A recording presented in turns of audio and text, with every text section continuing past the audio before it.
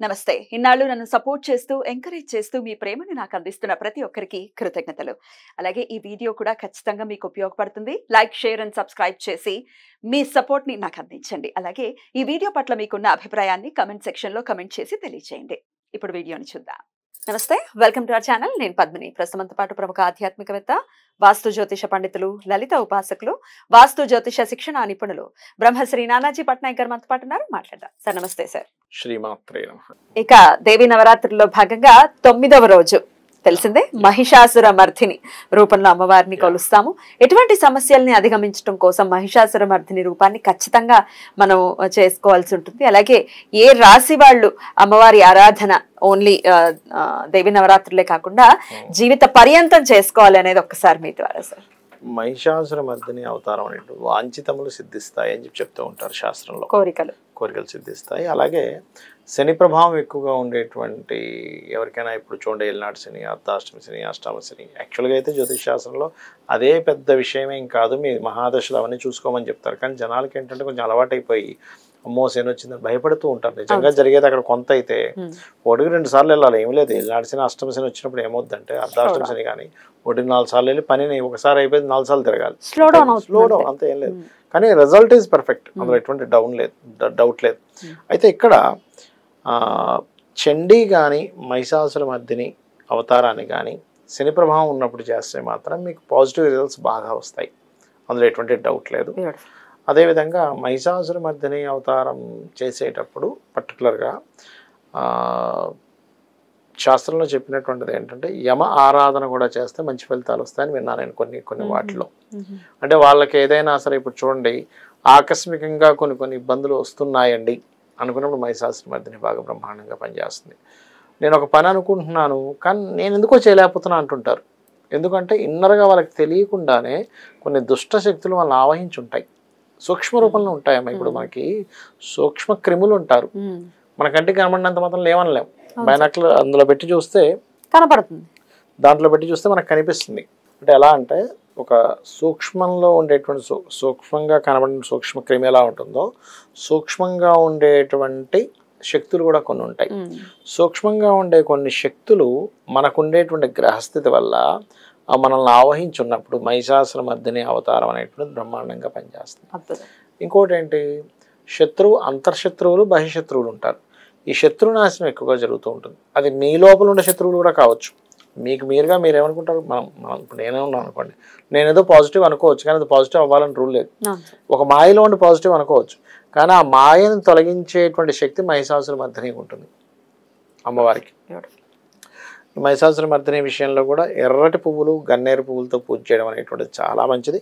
అయితే మహిషాసుర మర్దిని అమ్మవారికి ప్రత్యేకంగా ఏంటంటే కొంతమంది అంటే పసుపన్నము, ఇంకొంచెం తీవ్రమైనటువంటివి చేసేటువంటివి ఎర్రటన్నం కూడా పెడతారు పర్టికులర్గా. అదేవిధంగా మనకి అంటే సౌమ్యంగా ఆరాధించేటువంటి స్వభావం కూడా కొంతమంది చేస్తూ ఉంటారు. తెల్లటి పుష్పాలు, ఎర్రటి పుష్పాలు కలిపి కూడా చేస్తారు.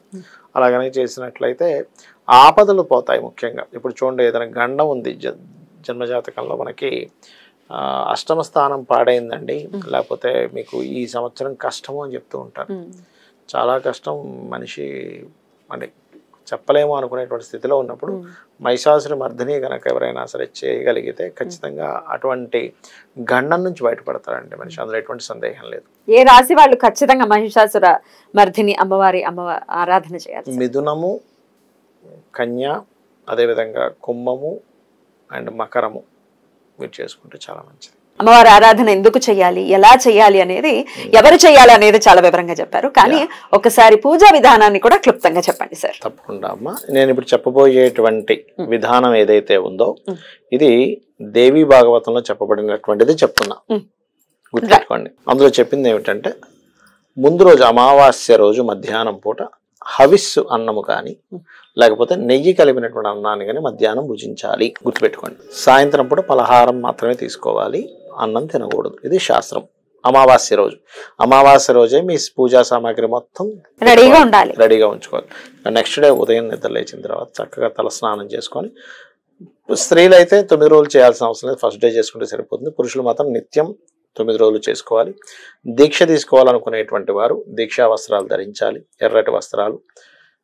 అదేవిధంగా ఒకరిని కానీ ముగ్గురిని కానీ ఐదుగురిని కానీ బ్రాహ్మణుని పిలిచి వాళ్ళకి దీక్షా వస్త్రాలు ఇచ్చి వాళ్ళకి వరుణ ఇచ్చి వాళ్ళని మీ స్తోమతను బట్టి ఒకరు ముగ్గురు ఐదుగురు దాన్ని బట్టి వాళ్ళకి నిత్యము కూడా ఇంట్లో దేవి భాగవతము లేకపోతే చండి ఇట్లాంటి పారాయణాలు 9 రోజులు జరగాలి.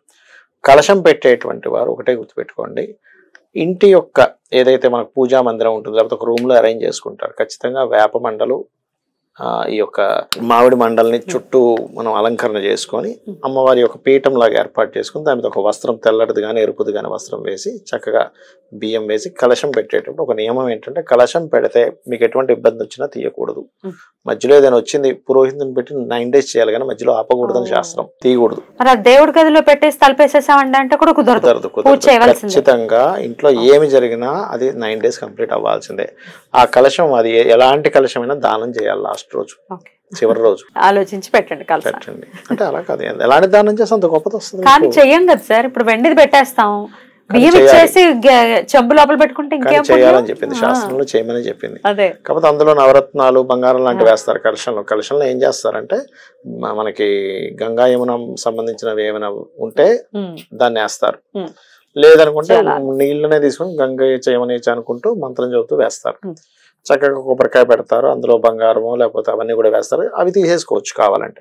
కానీ కలశ స్థాపనతో పాటు శ్రీయంత్రం ఉండాలి, అమ్మవారి పటం ఉండాలి, లేదా విగ్రహం ఉంటే మీరు చక్కగా అలంకరణ చేసుకోవచ్చు. శ్రీచక్రానికి రోజు పూజ చేయాలి. అందులో పర్టికులర్గా మనకి శాస్త్రంలో చెప్పిన విషయం ఏంటంటే మీకు ఎటువంటి దారిద్రాలు ఉన్నా తొలగిపోవాలంటే బిల్వపత్రం తీసుకొని ఎర్ర చందనము, రక్త చందనము అంటారు, దానికి చక్కగా రాసి ఒక్కొక్క బిల్వపత్రంతో కనుక పూజ చేసుకున్నట్లయితే అద్భుతమైన ఫలితం వస్తుంది. ఆ బిల్వపత్రం మళ్ళీ నెక్స్ట్ డే వాడచ్చు అంటే హ్యాపీగా వాడచ్చు. బిల్వపత్రానికి తప్పులేదు, దోషం లేదు. కడిగేసుకుని చక్కగా పెట్టి ఏమంటే నాకు లలితాసహస్రనామాలు పూర్తిగా వచ్చు, ఒక్కో నామంతో చేయొచ్చు. లక్ష్మీ అష్టోత్తరాలు వచ్చు, లక్ష్మీ అష్టోత్తరాలు చేసుకోవచ్చు.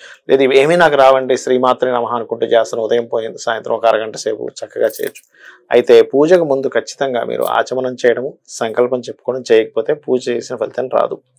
ధ్వజం ఖచ్చితంగా ఉండాలి అక్కడ, గుర్తుపెట్టుకోండి. ధ్వజం అంటే జెండా లాగా అమ్మవారి సింహం మీద ఉన్నటువంటి అమ్మవారి కానీ లేకపోతే సింహం ఉన్నటువంటిది కానీ ధ్వజం ఖచ్చితంగా ఉండి తీరాలి. వీటన్నిటికంటే ముఖ్యమైనది ఏంటంటే అమ్మ శాస్త్రంలో చెప్పినటువంటిది ఆవు పేడతో అలకమని చెప్పారు, కానీ ఇవాళ రేపు మనకి టైల్స్ ఏమైనా అలకలేం కాబట్టి కనీసం పేడనైనా అక్కడ పెట్టుకోవాలి. అలాగే చేస్తే ఇంకా అద్భుతం, గొబ్బెమ్మలాగా పెట్టుకోవచ్చు.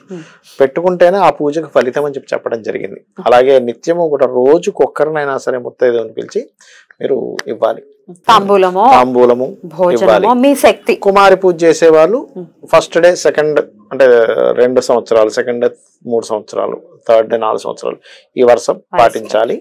ఆ అమ్మాయికి పళ్ళు ఊడిపోవడం కానీ, కురుపులు ఉండడం కానీ, చేతి నిండా అనారోగ్యంతో ఉన్నటువంటి అమ్మాయిని కూర్చోబెట్టదని చెప్పింది శాస్త్రం. అలాంటి అమ్మాయిని ఇంట్లో చక్కగా పూజ కానీ అక్కడ కూర్చోబెట్టడం చేయకూడదు అని చెప్తుంది. చూడండి ఇందులో మనకి ఎంత ఇది ఉందంటే ఇవాళ రేపు మనకి సొసైటీలో జరుగుతున్నటువంటి చిన్నపిల్లల మీద జరిగేటువంటివి వాడికి అయ్యే మనం పూజ చేస్తున్నాం కదా, మన శాస్త్రాల్లో పూజించమని చెప్పారుగా 10 సంవత్సరాల పిల్లల వరకు అని చెప్పి ఒక ఇది వస్తుంది. చేస్తే కనుక మనకు ఆ ఫీల్ వస్తుంది. చిన్నపిల్లల మీద ఇట్లాంటివి జరగవు, అదొకటి. అట్లాగే ఇక వస్త్రం అంటారా మీ ఇష్టం, ఈ రంగు వస్త్రమే అని రూల్ లేదు. కానీ దీక్ష తీసుకునే వాళ్ళు మాత్రం ఖచ్చితంగా నేల మీద నిద్రపోవడం, చాప మీద నిద్రపోవడము. చాలా మంది ఏమనుకుంటారంటే పడుపు వేసుకొని పడుకుంటారు, పడుపు వేసుకొని పడుకోకూడదు, చాప మీదే పడుకోవాలి. అది మెయిన్ గా గుర్తుపెట్టుకోవాలి. నవరాత్రులు మీకు వచ్చింది అనుకోండి, అంటే ముందే వచ్చింది అనుకోండి, అప్పుడు మాత్రం అది అయిపోయాక చేసుకోవాలి. కనీసం 1 రోజైనా చేయొచ్చు, 3 రోజులు చేయొచ్చు, 5 రోజులు చేయొచ్చు. నవరాత్రులు చేస్తే శ్రేయస్కరం అని చెప్పింది. మధ్యలో వస్తే నేను ఆపద్దని చెప్పాను, ఉంటే మాత్రం చేసుకోకూడదు, ఉంటే చేసుకోకూడదు, అందులో ఎటువంటి సందేహం లేదు. కానీ కలశం పెట్టేకి మాత్రం వచ్చినా సరే ఆపకూడదు. పురోహితుడు పెట్టైనా సరే అది కంప్లీట్ చేయించాలి, మీరు ఆపకూడదు. మీరు మీ పనులు మీరు చేసుకుంటే అది మాత్రం అది కంటిన్యూ చేయాలి. నమస్తే. శ్రీమాత్రే నమః.